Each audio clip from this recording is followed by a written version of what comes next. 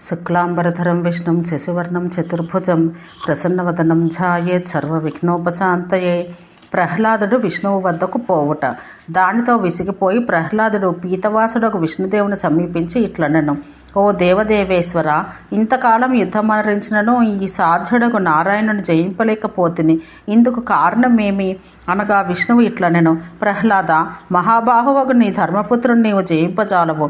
ధీమంతుడకు నీ సాధ్య విప్రోత్తముని దేవతలు రాక్షసులు సైతం నిర్జింపలేరు సుమా అని పలకగా, ప్రభు, అతడు అజేయుడగుచో నేను చేసిన ప్రతిజ్ఞ నెరవేరేటట్లు నా వంటివాడు హీన ప్రతిజ్ఞుడై ఎట్లు జీవించగలడు? కాబట్టి ఓ విష్ణు, నీ ఎదుటనే ఈ శరీర శోధనం కావించుకొందును అని ప్రహ్లాదుడనెను. విష్ణుడితో ఇట్ల పలికి ప్రహ్లాదుడు శిరస్నానం కావించి ఆసీనుడై బ్రహ్మానుసంధానానికి ఉపక్రమించెను. అంతటా అతనితో విష్ణుడిట్లనెను: నీవాయనను భక్తి ప్రపత్తులతోనే జయింపగలవు, యుద్ధంను ఎన్నింటికీ జయించజాలవు అని ఆజ్ఞ ఇచ్చెను. ఆ మాటలకు ప్రహ్లాదుడు, ఓ మహాదేవ, నీ దయవల్ల నేను ముల్లోకాలను జయించాను, ఇంద్రుని సైతం గెలిచాను. ఈ ఇరువురు 3 లోకాలకు అజేయులగుచో అభవా నేనిట్లు జీవింతును, నాకు దారి ఏది అని ప్రశ్నించెను. ఆ ప్రశ్నకు పీతవాసుడిట్లడెను: ఓ దానవేశ్వర, లోక కళ్యాణకాంక్షతో ధర్మ ప్రవర్తనార్థమై నేనే కఠోర తపశ్చర్యకు పూనుకొంటుని. కాబట్టి నీవు జయింపగోరుచో వారిని ఆరాధించము, వారిని భక్తితో జయించము, వెళ్ళి ధర్మసుతునకు శుశ్రూష గావించము అని శ్రీవిష్ణుడు ఇట్లు చెప్పగా, దానవేంద్రుడు సంతోషించిన వాడై అంధకుని పిలిచి, మహాబలశాలివైన అంధక, దైత్య దానవులను నేటి నుండి నీవు పరిపాలించము. నేను ఈ రాజ్యం పరిత్యజిస్తున్నాను, దీన్ని నీవు గైకొనము అని పలకగా, హిరణ్యాక్షపుత్రుడైన అంధకుడు ప్రహ్లాదుని కోరిక ప్రకారం రాజ్యం తీసుకొనగా ప్రహ్లాదుడి అచ్చటి నుండి పవిత్రమైన బద్రికావనమునకు పోయెను. అచ్చట నరనారాయణుని చూసి నమస్కరించెను. అతన్ని చూసి మహాతేజస్వైన నారాయణులు, అసురోత్తమ, ఇదేమి మమ్మ జయింపక ఈ నమస్కరించుటేలా అనెను. ప్రహ్లాదకృత నారాయణ స్తోత్రం. ప్రహ్లాదుడిట్లనెను: ప్రభో, మిమ్ము జయింపగల వారెవ్వరు, మీకంటే అధికులెవ్వరు. నీవు సాక్షాత్తు నారాయణుడవు. దేవా, నీవే పుండరీకాక్షుడవు, సారంగపాణియగు విష్ణుడవు, అవ్యయుడవు, మహీసానుడవు, పురుషోత్తముడవు, శాశ్వతుడవు. యోగులు నిన్నే ధ్యానింతురు, మనీషులు నిన్నర్చింతురు, స్నాతకులు నీ నామాన్ని జపిస్తారు, యాజ్ఞికులు యజ్ఞేశ్వరునిగా పూజిస్తారు. నిన్ను హృషికేశుడని, చక్రధరుడని, ధరాధరుడని, మత్స్యమూర్తివని, హయగ్రీవుడవని, కూర్మమూర్తివని కీర్తిస్తారు. హిరణ్యాక్షుని సంహరించిన భగవంతుడవగు ఓ వరాహమూర్తివి నీవే. నా తండ్రిని వధించిన నృకేశ్వరవి కూడా నీవే స్వామి. హే గరుడధ్వజ విభో, బ్రహ్మ, శివుడు, ఇంద్రుడు, అగ్ని, యముడు, వరుణుడు, వాయువు, సూర్యచంద్రులు, జంగమ స్థావరాత్మకమైన ఈ సర్వము నీవే. హే లక్ష్మీపతి, భూమి, జ్యోతిరాకాశ జల రూపాన వేవేల మూర్తులతో జగత్తునంతటా వ్యాపించిన ఉన్న నిన్నెవడు జయించగలడు? జగద్గురు, సర్వగతుడవు, అవ్యయుడవు అగు నిన్ను భక్తి చేతనే జయింపునగును. మరే విధంగా అయినను ఎవ్వరూ నిన్ను జయింపలేరు. అంతట భగవానుడు ఇట్లనెను: సువ్రతుడవగు దైత్యపతి, నీ స్తోత్రానికి సంతోషించితిని.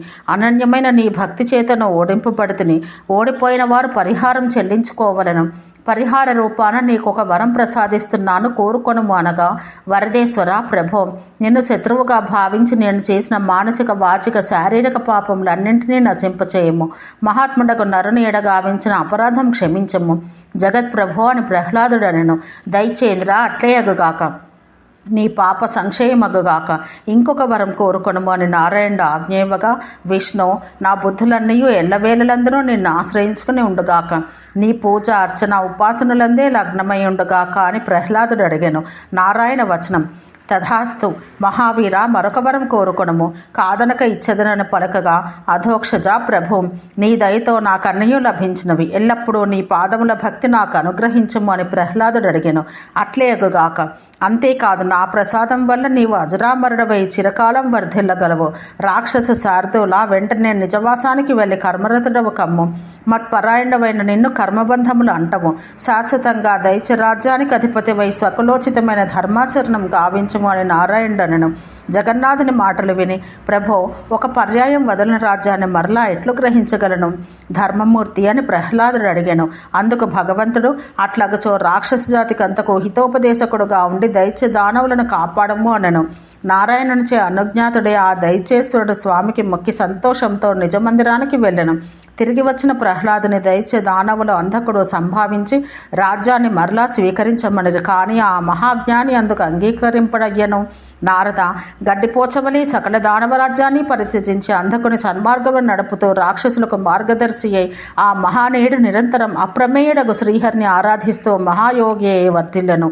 నారద, ఈ విధంగా పురా సమయాన దానవేంద్రుడకు ప్రహ్లాదుడు పురుషోత్తముడకు నారాయణచే పరాజితుడయ్యు రాజ్యత్యాగం గావించి తన చిత్తవృత్తులన్నీ ఆ భగవంతునిపై ఉంచి ధన్యుడయ్యను అని పులస్సుడు పలికెను. అంధక వృత్తాంతం.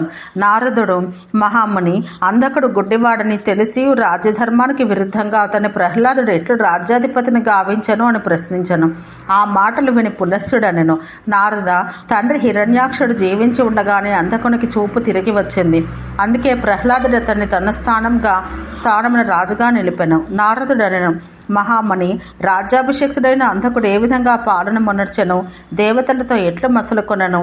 పులస్సుడనెను, రాజైన హిరణ్యాక్ష సుతుడకు అంధకుడు మహాదేవుడకు శూలపాణిని తపస్సు చేసి ప్రసన్నుని గావించుకొనను. దేవసిద్ధ ఋషి పన్నాగాదుల నుండి అజేయత్వము అవధ్యత్వంతో పాటు అగ్ని జలముల వల్ల భయం లేకుండానట్లు వరములు అందుకొనను. తర్వాత శుక్రాచార్యుని పురోహితుని గావించుకొని రాజ్యం చేయసాగెను. అంతటా ఆ రాక్షసుడు దేవతల జయింపనుంచి భూతలాన్నంతను ఆక్రమించుకొని అందరి రాజులను అందరినీ నిర్జించెను. అట్లు జయించిన భూమీసుల సహాయంతో విక్రమించి మేరుశైల శిఖరం సమీపించెను. అది చూసిన దేవేంద్రుడు తన బలాలు సమకూర్చుకుని రాజధాని అమరావతి రక్షణకై తగిన ఏర్పాట్లు గావించి ఐరావత గజాన్ని అధిరోహించి రాక్షసుని పైకి వెడలెను. దేవపతిని అనుసరించి ఇతర దిక్పాలకులు సైతం తమ తమ సైన్యాలతో వాహనారూఢులై బయలుదేరిరి. ఇంద్రుని నాయకత్వంలో రథ గజ తురగాదులతో కూడిన దేవసైన్యం వివిధ ఆయుధాలతో పురోగమించను. ముందు భాగాన ద్వాదశాదిత్యులు, వెనుక రుద్రులు, మధ్య భాగంలో అష్టవసువులు, విశ్వేదేవతలు, సాధ్యులు, మరుత్తులు, అశ్వినులు, యక్ష విద్యాధరాదులందరూ తమ తమ వాహనాల మీద బయలుదేరి అని చెప్పగా నారదుడనెను, మహర్షే, ఏకాదశ రుద్రులు తదితరులు ఏ వాహనాలపై వచ్చిరో వివరంగా వినాలని కుతూహలంగా ఉంది. ఆ విషయాలను మాకు తెలుపుము అని అడిగాడు. అంత పులస్సుడనెను, నారద, అంతా వివరంగా చెబుతాను వినము. రుద్రుని అరచేతి నుండి పుట్టి అపూర్వ జవసత్వాలు కలిగిన శ్వేతగజం ఐరావతం ఇంద్రుని వాహనం. రుద్రుని తొడల నుండి పుట్టిన నల్లని భయంకరాకృతితో మనోవేగంతో పయనించే పౌండ్రకం అనే మహిషం యముని వాహనం. రుద్రుని కర్ణమలం నుండి పుట్టి చక్కని గమనం కలిగి జలధి అనే పేరు గల నల్లని సింసుమారం వరుణవాహనం. అంబికాదేవి చరణాల నుండి ఉద్భవించి బండి చక్రాలంతటి కండ్లతో భయంకరమైన శైలాకారంలో గల నరోత్తముడు కుబేరుని వాహనం. గంధర్వులు, మహాశక్తివంతులకు పన్నగలు, సురభి పుత్రులకు శ్వేత వృషభ రాజాదులు ఏకాదశ రుద్రుల వాహనాలు. మునిశ్రేష్ఠ, చంద్రుని రథాన్ని 500 హంసలు, ఆదిత్యుల రథాలను ఉత్తమాశ్వాలు లాగుతున్నాయి. వసువులు ఏనుగుల మీద, యక్షులు నరుల మీద స్వారీ చేస్తున్నారు. కిన్నరులు భుజగాలను, అశ్వినులు హయాలను, భయంకరులైన మరుత్తులు లేళ్లను తమ వాహనాలుగా చేసుకున్నారు. భృగువులు చిలుకలపై బయలుదేరగా గంధర్వులు పాదచారులై నడిచారు. గొప్ప తేజస్సు గల అమరులు తమకు తగిన వాహనాలను అధిరోహించి మహోత్సాహంతో బయలుదేరారని చెప్పగా నారదుడు, మహాముని, దేవతల వాహనాలను వివరించారు. ఇక దైత్యుల వాహనాలు కూడా వివరించండి అని ప్రార్థించాడు. అతడి ప్రార్థన మన్నించిన పులస్సుడు, విప్రోత్తమ, దానవుల వాహనాలేవో వినండి చెబుతున్నాను.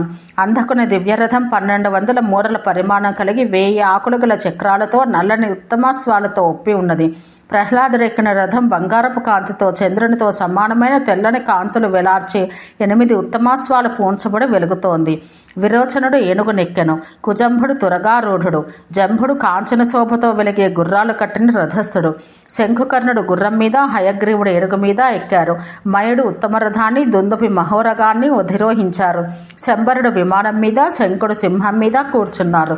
గదా ముసలం ధరించి మహాబలశాలుడైన బలుడు, వృత్రుడు పాదచారులై దేవతల సైన్యాన్ని ఎదుర్కొనేందుకు విజృంభించారు.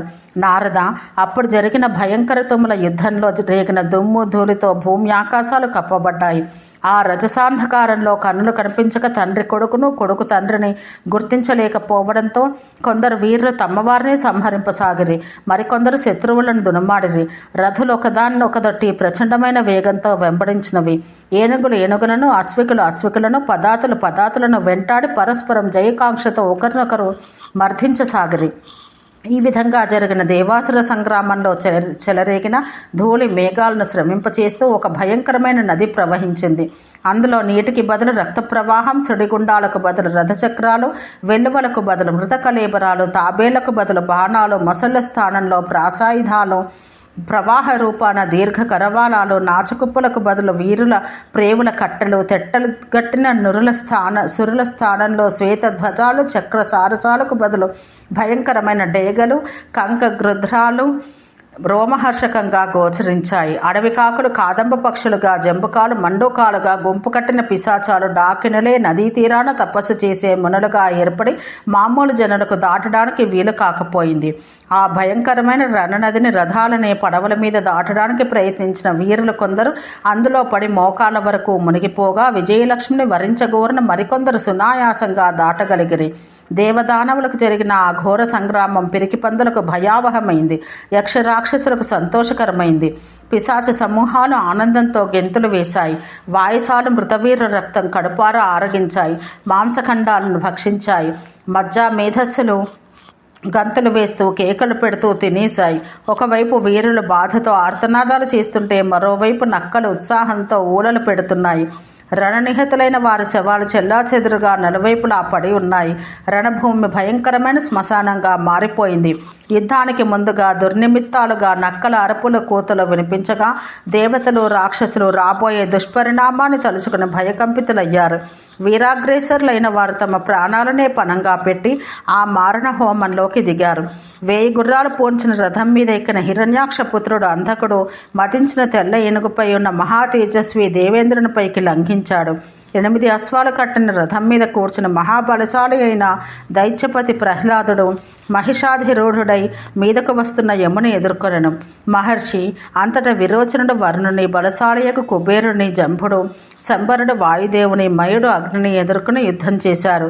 హయముఖుడు మొదలైన ఇతర దైత్య దానవ వీరులు బలశాలురైన సూర్యాగ్ని, వసు, ఉరగేంద్రులతో ద్వంద్వ యుద్ధానికి తలపడ్డారు.